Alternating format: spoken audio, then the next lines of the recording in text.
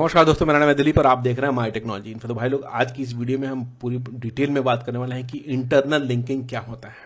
ठीक है, in and out इसका जितना चीज होता है, इंटरनल लिंक और आउटबाउंड लिंक जो है उनका कॉन्सेप्ट जो आपका पूरा क्लियर हो जाएगा अगर आप इस वीडियो को पूरा देखते हैं। तो क्या बेनिफिट है, क्या स्ट्रैटेजी लगाना है आपको इंटरलिंकिंग करने के लिए, कैसे पता चलेगा कि किस आर्टिकल में कितने इनबाउंड लिंक दिया आपने, कितना आउटबाउंड लिंक दिया है, और जो भी चीजें हैं जो इसके बारे में सारी डिटेल में आपको मैं बताऊंगा ताकि आपको कहीं और जाने की जरूरत नहीं पड़े, सारी डाउट जो है आपका यहीं पे ही क्लियर हो जाए। ठीक है, तो वीडियो स्टार्ट करने से पहले आपसे एक सवाल पूछना है। वो सवाल बहुत जरूरी है मेरे लिए जानना, क्योंकि मुझे जो अगली वीडियो जो मैं प्लान करूंगा काफी हेल्प मिलेगा उसमें। सवाल यह है कि आपका ब्लॉगिंग एक्सपीरियंस कितना है, आप कितने दिनों से ब्लॉगिंग कर रहे हैं।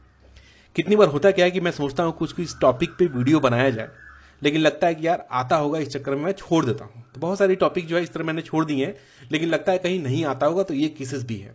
और जो है मुझे थोड़ा आइडिया भी रहेगा कि मेरे जो सब्सक्राइबर है, मेरे जो व्यूअर्स हैं, जो मेरे ऑडियंस हैं, उनका जो एक्सपीरियंस किस लेवल का है और किस लेवल की ऑडियंस हमारे पास है, ताकि मैं उस हिसाब से वीडियो जो है वो प्लान कर पाऊँ आगे। ठीक है, तो प्लीज ए काइंड रिक्वेस्ट कि आप जो इसका आंसर बताइए कि कितना ब्लॉगिंग एक्सपीरियंस है, कितने दिनों से आप ब्लॉगिंग कर रहे हैं। आपको भी हेल्प होगा, मुझे भी हेल्प मिलेगा। अगर आप कमेंट में नहीं बता सकते तो मेल कर दीजिए। बहुत सारे जगह वीडियो मैंने अपना नंबर दिया, आप व्हाट्सअप कर सकते हैं, एवरीथिंग, बट मुझे बताइए जरूर। ठीक है, अब चलिए बात करते हैं इंटरलिंकिंग बारे में। क्या है इंटरलिंकिंग, इवन आउटबाउंड लिंक भी बताऊंगा इसमें कि क्या होता है। सबसे पहले डेफिनेशन के तौर पे देखा जाए तो इंटरलिंकिंग का मतलब ये होता है कि आपकी एक डोमेन है, ठीक है, उस डोमेन पे बहुत सारे आर्टिकल डाले, तो ये आर्टिकल को इस आर्टिकल से लिंक किया जाए तो उसको इंटरलिंकिंग बोलते हैं। अगर आपने इस आर्टिकल को इससे किया, इस आर्टिकल को इससे किया, तो वो इंटरलिंकिंग होता है। बात होता है कितने लिंक्स किए जाए, कोई लिमिट नहीं, जितने लिंक्स डाल सकते हैं आप डालिए, इससे कोई फर्क कहीं पे नहीं पड़ता है। आपको जितनी इंटरलिंकिंग डालनी है डालिए, आपको जितने आउटबाउंड लिंक्स डालने हैं डाल सकते हैं, कोई लिमिटेशन नहीं है। आउटबाउंड लिंक का क्या मतलब होता है, अगर आपने कुछ लिखा है कि एसीओ क्या है, यहां पे मैंने लिखा हुआ कि व्हाट इज एसीओ, अगर इस आर्टिकल को खोला जाए, इस आर्टिकल में अगर मैंने ये विकिपीडिया का कोई लिंक दिया हुआ है, अगर विकिपीडिया का कोई लिंक दिया हुआ है कि एसीओ में, अगर यहां से कोई खोल के आता है और यहां पे देखता है कि मैं बहुत जगह एसीओ का, यहां पे Wikipedia says about searching and optimization, मैंने यहां लिखा हुआ, अगर इसको क्लिक कीजिएगा तो विकिपीडिया का लिंक खुल के आएगा। विकिपीडिया में सर्चिंग एंड ऑप्टिमाइजेशन क्या है, वो यूजर एक ऑथोराइज्ड डेफिनेशन जो होता है ग्लोबली, उसको मिल सकता है। तो ये होता है आउटबाउंड लिंक। ठीक है, और वो जो लिंक्स जो कि आगे दिए हुए हैं, आपने खुद के आर्टिकल पे जैसे क्लिक करेंगे तो आप खुद के आर्टिकल पे जाएंगे, खुद के वेबसाइट पे जाएंगे, खुद के डोमेन पे जाएंगे, वो होता है इनबाउंड लिंक। ये दो चीजें क्लियर हो गई होंगी आशा करता हूं। ठीक है, अब बात ये करते हैं कि कितने होने चाहिए। जैसे मैंने बताया कि जितना भी डाल सकते हैं आप डालिए, कोई दिक्कत नहीं है इसमें। जितना इनबाउंड लिंक डाल सकते हैं डालिए, आउटबाउंड लिंक डाल सकते हैं डालिए, लेकिन वैल्यूएबल कंटेंट डालिए, ऐसा जो कि यूजर के लिए हेल्पफुल हो, जो कि यूजर अगर वो आउटबाउंड लिंक खोले तो वहां जाए। आउटबाउंड लिंक डालने का दो बेनिफिट होता है। पहला बेनिफिट होता है यूजर पॉइंट ऑफ व्यू से, और दूसरा बेनिफिट होता है search engine point of view से। सर्च इंजन क्या समझता है कि अगर आपने यहां डाला हुआ है तो आपने यूजर को कुछ ऐसा दिया है जो कि आपके पास नहीं है, या फिर आप उससे अच्छी चीज जो है यूजर को बता रहे हैं, तो इसको गूगल पॉजिटिवली लेता है और कहता है this is good that you have given this. पहला चीज। यूजर पॉइंट ऑफ व्यू से क्या है, यूजर आया, उसने पढ़ा, उसको समझ में आया, उसने इस लिंक को खोला, उसको और भी चीजें मिली, तो यूजर को जो है अगली बार जब आएगा तो उसको ये लिंक याद रहे नहीं रहे, आपका लिंक जरूर याद रहेगा। तो यहां से आके वो आपकी वेबसाइट से जाकर दूसरी वेबसाइट पे जाएगा। आप खुद पे देखिएगा तो आप कितनी बार जो है रियल वेबसाइट का नाम भूल जाते हैं, लेकिन आपको याद रहता है किस वेबसाइट से वहां गए थे, तो वहां जाके कितनी बार ढूंढते हैं। तो this is the second benefit of outbound link. ठीक है, ये दो चीजें हो गई आउटबाउंड लिंक के बारे में। इनबाउंड लिंक में जो क्या है कि क्या आपको स्ट्रैटेजी क्या लगाना है। इनबाउंड लिंक का स्ट्रैटेजी देखा जाए तो आप खुद पे रख के सोचिएगा इनबाउंड लिंक में भी क्या है। आप कोई आर्टिकल पढ़ते हैं, हम लोग जाते हैं कोई बहुत सारे आर्टिकल्स पढ़ते हैं इंटरनेट पे, सपोज कि ये लिंक है या फिर ये लिंक है, दो लिंक डाले हुए हैं यहाँ पे, और भी बहुत सारे लिंक डाले हुए हैं इसमें, फाइन। अब अगर आप इस पैराग्राफ को पढ़ रहे हैं तो आपके पास दो सिचुएशन आएगा, ये इस लिंक को खोला जाए या नहीं खोला जाए। ठीक है, आप कितनी बार आप खोलते हैं इसको, आपको फोर्स किया जाता है खोलने के लिए, एक अनवांटेड फोर्स आपके ऊपर आएगा कि इसको खोल के पढ़ लेते हैं यार कि क्या है ये। ठीक है, तो वो फोर्स क्या होता है, वो फोर्स ये होता है कि अगर आप इसको नहीं पढ़ेंगे तो आगे आपको समझ में नहीं आएगा, अगर आप इसको पढ़ेंगे तो आगे जो पढ़ेंगे तो और भी ज्यादा क्लियर होगा आपको। तो एक अनवांटेड फोर्स जो होता है ये आपके लिखावट में, जो आप लिखते हैं उसमें एक डाला जाता है, ताकि यूजर को ये एहसास हो कि ये पढ़ना जो है ज्यादा जरूरी है। ठीक है, पहला स्ट्रेटजी ये लगाना होता है। दूसरा स्ट्रेटजी क्या होता है कि आप जो कंटेंट डाल रहे हैं, इंटरलिंकिंग कर रहे हैं, उसमें क्या है कि आप उससे रिलेटेड चीजें ही डालिए। जैसे कि इसमें बहुत सारी चीजें मैंने डाली हुई है, यहाँ पे ये आउटबाउंड लिंक है, जैसे कि ये हो गया, find your target country and audience. अगर मैं यहाँ पे बात कर रहा हूँ टारगेट कंट्री से ऑडियंस कैसे लेके आना है, वो कैसे ढूंढना है, तो इसमें मैंने डाला 14 ways to get country specific website traffic. ठीक है, तो ये मैंने डाल दिया यहाँ पे। अब इस आर्टिकल को जो पढ़ रहा है, इस पोर्शन को जो पढ़ रहा है, वो डेफिनेटली इंटरेस्टेड है कि बाहर से ट्रैफिक कैसे लेके आया जाए, और वो ये 14 वेज जरूर देखेगा, 110% वो जरूर देखेगा। इससे क्या बेनिफिट हुआ? बेनिफिट ये हुआ कि आपका बाउंस रेट जो है वो कम होगा।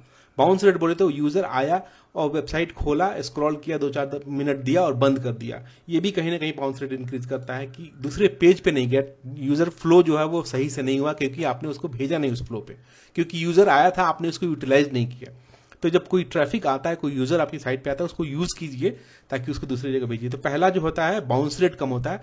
दूसरी, जो आर्टिकल्स आपके गूगल में रैंक नहीं है, यानी कि 13 ways to get country specific traffic, ये मेरा गूगल में रैंक नहीं हुआ है, तो इस आर्टिकल पे ट्रैफिक नहीं आएगा, तो मुझे उस आर्टिकल पे ये भेजना पड़ेगा, क्या बोलते हैं, मैनुअल ट्रैफिक भेजना पड़ेगा। ये एडिट मोड में क्यों खुल रहा है भाई? लिंक गलत डाला हुआ है शायद। ठीक है, एनीवे इसको सही कर देंगे। अच्छा, वो दिख गया। ठीक है, तो अब इस ट्रैफिक, इस आर्टिकल पे भी वो यूजर जाएगा और यहाँ पे भी आपको ट्रैफिक मिलेगा, तो दोनों चीजें का बेनिफिट होगा, राइट। तो वो आपका बाउंस रेट कम हुआ और आपको ट्रैफिक मिला, दो चीजें इसके बेनिफिट हो गए। और कहाँ डालना है आपने समझ लिया, एक सिचुएशन क्रिएट करना है कि कैसे कैसे कंटेंट लिखा जाए जिससे कि वो यूजर को वो समझ में आए। जैसे कि यहाँ पे लिंक बिल्डिंग है, तो यहाँ पे लिंक बिल्डिंग में मैंने डाला यहाँ पे, तो वो हर जगह पॉसिबल नहीं कि वो आप सिचुएशन क्रिएट करें, तो कुछ ऐसे सिचुएशंस आएंगे जहाँ पे आप डाल सकते हैं। ये जरूरी नहीं कि सिचुएशन किया जाए, क्रिएट किया जाए, लेकिन अगर आप आर्टिकल में लिख रहे हैं, कहीं पे कुछ लिख रहे हैं, तो यू हैव अ अपॉर्चुनिटी कि आप इसको क्रिएट कर सकते हैं सिचुएशन की, यहाँ पे ऐसे लिखा जाए कि बंदा उसको जाए, खोले, पढ़े उसको, नहीं तो फिर नहीं आएगा। नहीं तो इससे रिलेटेड कुछ नीचे आप डाल सकते हैं जिसमें कि यूजर जो है वो क्लिक कर देखे, यू मे ऑल्सो लाइक, या फिर रिकमेंडेड फॉर यू अगर आप चाहते हैं तो। ठीक है, तो ये दो चीजें हो गई। तीसरा जो आपको इंटरलिंकिंग बारे में ध्यान देना है, अगर आपने कोई नया आर्टिकल पोस्ट किया है, सपोज कि मैं बहुत सारे आर्टिकल्स जो है वो ड्राफ्ट करके रखता हूँ, जिस समय वो आर्टिकल पोस्ट होंगे उस समय वो आर्टिकल जो है आइसोलेट रहेगा। आइसोलेट बोले तो सिंगल इंडिपेंडेंट रहेगा, उसको कहीं से कोई लिंक नहीं दिया गया है, क्योंकि वो अभी पोस्ट हुआ है, अभी उसका यूआरएल क्रिएट हुआ है। ठीक है, अभी यूआरएल क्रिएट हुआ है, तो उससे रिलेटेड जो भी आर्टिकल्स पहले पब्लिश हो चुके हैं उसमें आप जाके लिंक डालो। अभी जैसे कि इस आर्टिकल में बहुत सारे लिंक्स डालने अभी भी बाकी हैं, क्योंकि इसके बाद मैंने 2-4 और आर्टिकल पब्लिश किए हैं, तो यहाँ पे उसको फिट करना है कि आप कहाँ पे उस लिंक्स को डाल सकते हैं। अगर आपको लगता है कि कहीं सुटेबल नहीं है, तो आप क्या कर सकते हैं, इस वाले पैराग्राफ में, इस वाले आर्टिकल में आप 1-2 पैराग्राफ और ऐड कर सकते हैं। इससे क्या होगा कि इस कंटेंट का अपडेशन भी हो जाएगा, और क्या है, आपको उस कंटेंट को भी आप इसमें लिंक कर सकते हैं। ये 3 मेजर चीजें हैं आपको इंटरलिंकिंग में ध्यान देना। पहला, सिचुएशन ऐसा क्रिएट कीजिए कि यूजर क्लिक करे।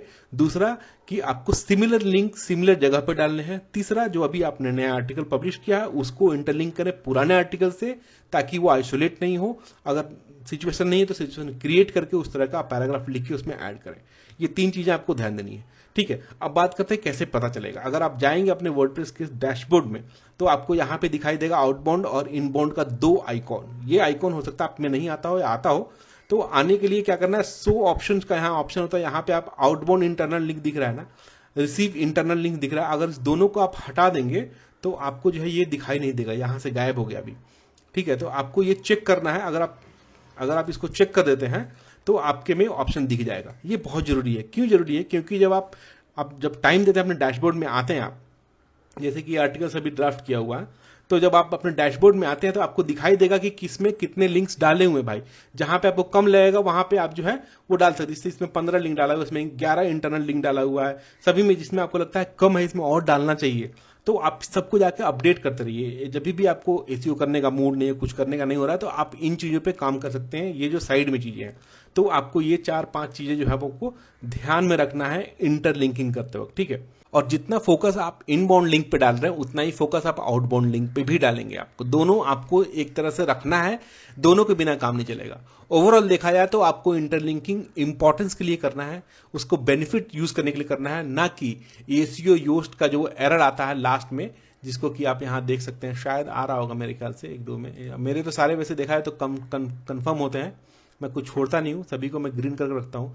तो यहाँ पे आता है कि आपने जो है इंटरलिंक नहीं किया, उसको हटाने के लिए जस्ट फॉर्मेलिटी के लिए मत डालिए, कोई फायदा नहीं उसको हटाने के लिए डाल रहे हैं तो। ठीक है, तो आशा करता हूँ समझ में आया होगा भाई लोग कि मैं जो आपको बताया कंटेंट सही लगा होगा। अगर आप कुछ सीखे इससे, कुछ आपको वैल्यूएबल कंटेंट मिला इससे, तो प्लीज़ लाइक कीजिएगा और अपना ब्लॉगिंग एक्सपीरियंस बताना मत भूलिएगा। मैं वेट करूंगा आपके रिप्लाई का। जितने भी लोग हैं प्लीज़ बताइए कि आपके पास कितना एक्सपीरियंस है, ताकि मुझे अगली वीडियो प्लान करने में हेल्प मिले। Thank you so much for watching. मिलते हैं अगली वीडियो में। Bye, take care.